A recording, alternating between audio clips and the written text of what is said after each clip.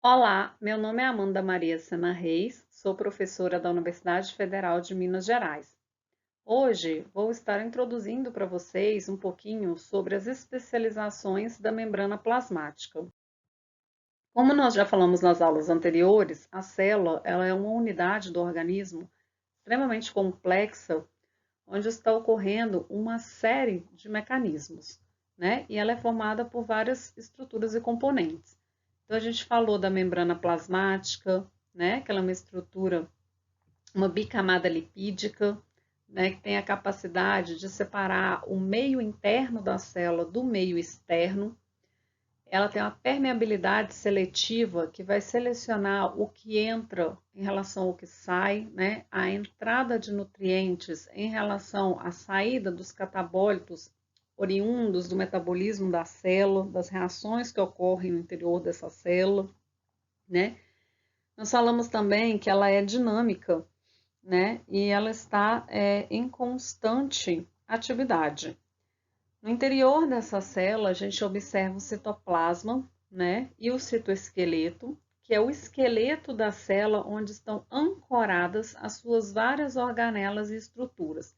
Então, aqui a gente consegue observar mitocôndrias, complexo de Golgi, retículo endoplasmático liso, retículo endoplasmático rugoso com suas várias estruturas aqui arredondadas, que são os ribossomos acoplados à sua membrana, centríolos, lisossomos, e aqui a gente observa o núcleo, né, com o nucleoplasma, o nucleolo e os poros da carioteca.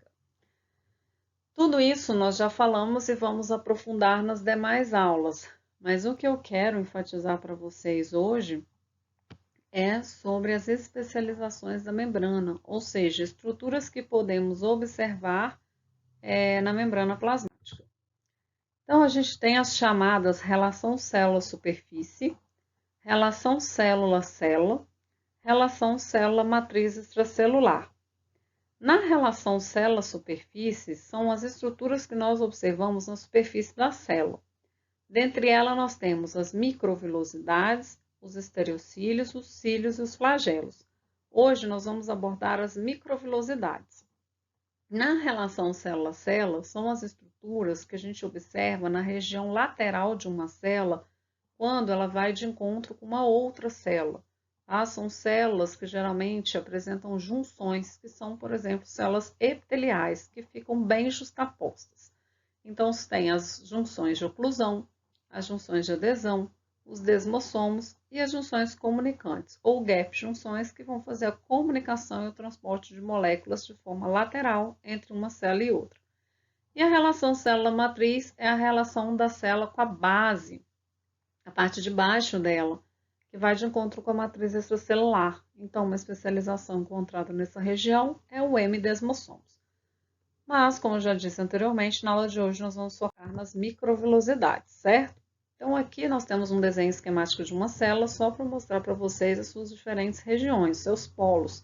Então, a gente tem aqui ó, o polo apical, que é onde a gente tem a relação célula-superfície, o polo basal, que é onde a gente tem a relação célula-célula, porque ela vem aqui de encontro com uma outra célula desse epitélio, e a relação célula-matriz extracelular, né, que fica aqui na região basal dessa célula que vai de encontro com a matriz. Bom, os microvílulos ou microvilosidades são projeções que são observadas na superfície celular da membrana plasmática e são em formato de dedo de luva.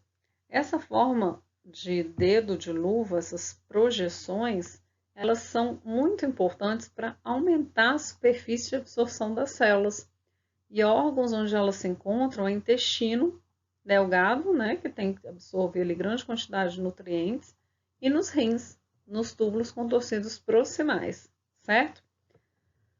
E essas microvilosidades ou dedos de luvas, elas são formadas por um dos filamentos do citoesqueleto, que são os filamentos de actina, que são os responsáveis por dar manutenção à forma desses microvírulos, certo?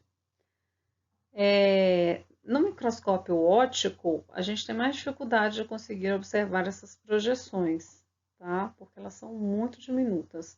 Mas, com colorações especiais, a gente consegue observá-las com uma borda estriada.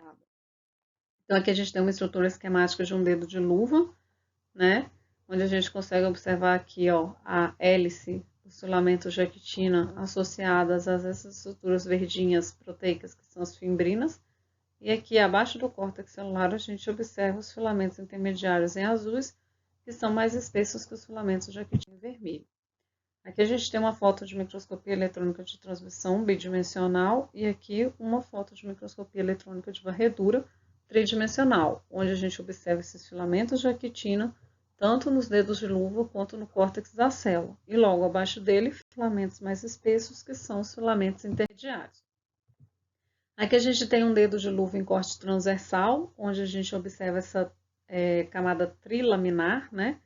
Que é exatamente o plasmalema, ou membrana plasmática, que a gente já falou nas aulas anteriores, e uns pontilhados aqui mais externamente, que são o glicocálix, que são os responsáveis pelo reconhecimento celular.